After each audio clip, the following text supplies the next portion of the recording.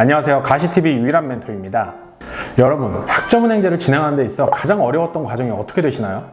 단연 과제일 겁니다. 그나마 대학을 다녀보신 분들께서는 과제를 작성해 보셔서 익숙하시겠지만, 그렇지 않은 분들께서는 한글 켜놓고 만 쳐놓고 어떻게 시작하실지조차 모르는 분들이 많으실 겁니다. 오늘은 학점은행제 과제를 최소 100번 해본 제가 과제 고득점을 받는 방법은 물론이고, 단순 이수가 목적이라서 최대한 힘 안 들이고 기본 점수만 받는 방법까지도 안내해 드리겠습니다. 이 영상만 보셔도 이제 과제 걱정은 100% 덜어낼 수 있을 거예요. 딱 5분만 집중해 주세요.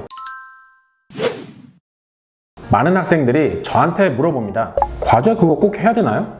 네, 반드시 하셔야 합니다. 너무 당연한 이야기지만 과제를 안 할 경우 자칫 잘못하면 15주 동안 힘들게 수강한 과목을 이수하지 못할 수 있습니다. 그리고 고득점을 해야 하는 분들은 최상위권, 즉 A+ 학점으로 올라가기 위해 반드시 과제 고득점이 수반되어야 하죠. 결론은 고득점을 원하는 분이나 단순 과목 이수를 원하시는 분이나 과제를 꼭 해야 합니다. 본격적으로 알아볼 내용은 첫 번째로 과제 계획 준비 단계, 두 번째 글쓰기, 세 번째 제출, 이렇게 세 단계가 있습니다. 먼저 첫 번째 계획 준비 단계는 강의실 내 과제 주제에서 주의사항 및 주제를 확인하는 것부터 시작됩니다. 주의사항은 과목별로 교수님별로 작성 기준이 달라지기 때문에 작성하실 때마다 따로 확인을 해주셔야 합니다. 여기서 글꼴, 글자 크기, 간격, 작성 분량, 정해진 양식이 있는지, 자유 양식인지, 또 과제 작성 기간이 언제까지인지 확인하실 수 있는데, 꼭 확인하신 후에는 양식과 기간에 맞춰서 작성 계획을 세워주시면 됩니다. 양식과 기간 하나라도 틀어진다면 0점 처리될 수 있으니 반드시 주의해 주셔야 합니다. 그리고 계획을 세우셨다면 과제 내용에 대한 부분을 살펴볼 건데요. 작성 전 과제 주제를 명확하게 파악해 주셔야 합니다. 중고등학교 다닐 때 선생님들께서 하시던 말씀이 있죠. 문제만 잘 읽어봐도 반은 맞는다. 선생님께서 말씀해 주셨던 것과 같이 주어진 내용을 어떤 내용을 어떤 범위로 작성할지 파악을 먼저 하셔야 합니다. 어떤 방향으로 작성할지 대략적인 틀을 잡아간다고 생각해 주세요. 두 번째, 글쓰기입니다. 계획을 세우고 과제 주제를 파악했다면 가장 중요한 단계인 글쓰기 단계로 넘어갑니다. 글 작성 전 주제와 관련된 자료를 수집하면서 공부를 해야지만 과제의 큰 그림이 보입니다. 자료를 검색하는 사이트는 온라인 국회 도서관과 RISS, KISS 등이 있는데 본문에 링크를 올려놨으니 사이트를 참고하시면 도움되실 겁니다. 또는 흔히 구글링 한다고 하죠. 국내외 모든 정보들을 검색할 수 있는 구글 사이트를 이용한 검색도 좋습니다. 이렇게 찾은 자료는 따로 폴더를 하나 만들어서 차곡차곡 모아 놓으시면 됩니다. 이제 과제 자료를 충분히 수집했으니 바로 글쓰기를 하실 텐데, 작성 전 한 가지 더 유의하셔야 할 점이 있습니다. 바로 표절과 인용의 차이를 아셔야 합니다. 과제 작성 시 타인의 글을 그대로 넣어야 할 때는 따옴표를 넣고 작성을 해주셔야 합니다. 이렇게 해야 인용을 했다는 의미가 성립이 되고, 그렇지 않을 경우에는 모두 표절이 됩니다.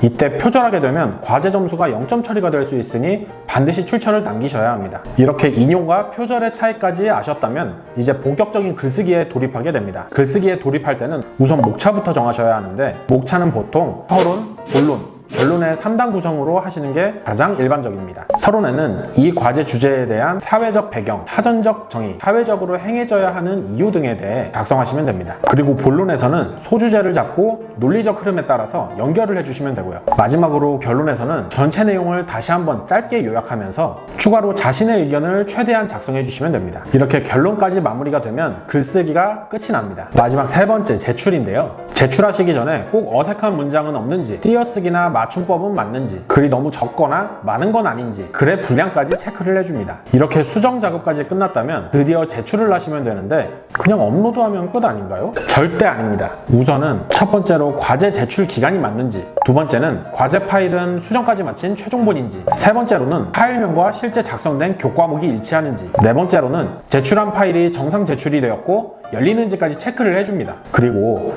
제출은 제발 미리 하세요. 분 단위로 급박하게 제출하면 학습자의 컴퓨터 기준 시간과 교육원의 기준 시간이 일치하지 않는 경우가 종종 있기 때문에 최소한 하루 전에는 올리시기 바랍니다. 마지막으로 가장 많이 하시는 질문들에 대해 답변을 드리겠습니다. 유료 과제 사이트에서 다운로드해서 제출해도 되는지? 안 됩니다. 표절로 인해 0점 처리가 될 수 있고요. 교수님들이 프로그램을 통해 면밀하게 체크하기 때문에 그대로 제출한다면 점수를 받을 수 없습니다. 너무 글이 안 써져 없어진다고 하시면 참고용으로만 보세요. 대신 점수는 장담할 수 없습니다. 과제물 제출을 분명히 했는데 0점이 나왔습니다. 제출을 했는데 0점이 나왔다는 건 제가 그만큼 못 써서 그런 건가요? 이런 경우는 보통 과제 내용의 문제가 아닙니다. 제출했지만 내용이 없거나 표지만 있거나 파일이 열리지 않는 경우, 한마디로 교수님이 과제 내용을 확인할 수 없어서 0점 처리가 된 거죠. 그래서 재차 말씀드리지만 제출 전 꼼꼼하게 체크하는 게 중요합니다. 참고로 한번 0점 처리받은 과제는 이의 제기를 한다고 해도 다시 점수 받기가 상당히 어렵습니다. 고독점은 안 해도 되고 단순 이수 목적으로 쉽게 작성하는 법은 없나요? 참고 자료를 받아서 문단, 문장의 어휘를 비슷한 뜻의 단어로 바꿔줍니다. 그리고 추가적으로 개인 의견이 들어간 부분을 본인의 의견으로 수정을 합니다. 여기서 참고 자료의 절반만 바꿔도 기본 점수는 받으실 수 있습니다. 목차는 반드시 써야 하나요? 제출자가 요구하지 않는 이상 반드시 작성할 필요는 없습니다. 다만 글을 읽는 교수님의 가독성을 위해 작성하시는 걸 권장드리며, 목차를 작성하셨다면 제출하는 양에서 제외해야 합니다. 교환을 참고해서 작성해도 되나요? 이건 교수나 출제자의 성향에 따라 다릅니다. 일전에 교환을 아예 참고하지 않고 논문 검색과 도서 내용을 참고하여 작성했던 과제가 있었는데, 여기서 한 교수님께 내용은 좋으나 교환에도 좋은 내용이 많으니 우선 참고하기 바란다는 평을 받았습니다. 즉, 자료를 찾기 전에 교환을 우선적으로 참고하는 방법도 괜찮다는 말입니다. 다만 교수가 출제할 때 교환 이외에 다른 곳을 통해 알아보라고 명시한다면 교환 내용을 사용할 수 없으니 참고하시길 바랍니다. 이렇게 오늘은 과제 작성 및 제출 방법에 대해 알아봤는데요. 핵심적인 내용만 말씀드렸지만 막상 하시다 보면 디테일한 부분에서 막히거나 자료를 찾고 작성하시는데 시간이 많이 걸리게 됩니다. 특히 직장 생활과 병행하시거나 다른 공부를 하면서 같이 하시기에는 부담되실 거예요. 또한 학점은행제는 과제만 신경 써야 되는 게 아니라 토론, 쪽지시험, 중간고사, 기말고사 등을 확인해야 될 게 많기 때문에 이러한 부분이 부담되신다면 저와 함께 진행하셔서 학습자님의 시간을 효율적으로 사용하시는 걸 추천드립니다. 아래 링크를 통해 상담 문의를 남겨주시면 과제뿐만 아니라 모든 학점은행제 과정, 마무리까지 1대1로 도와드리겠습니다. 시청해주셔서 감사합니다. 더 궁금하신 점이 있거나 영상에 나온 선생님과 상담을 원하시면 PC는 제목 아래에 있는 더보기란을 클릭, 상단에 있는 상담 링크를 클릭하셔서 문의를 남겨주시면 됩니다. 모바일은 화면 아래에 있는 더보기란을 터치, 상담 링크를 확인해보세요. 카카오톡 상담은 댓글에 있는 링크를 클릭하셔서 궁금하신 내용 남겨주시면 빠르게 답변 도와드리겠습니다.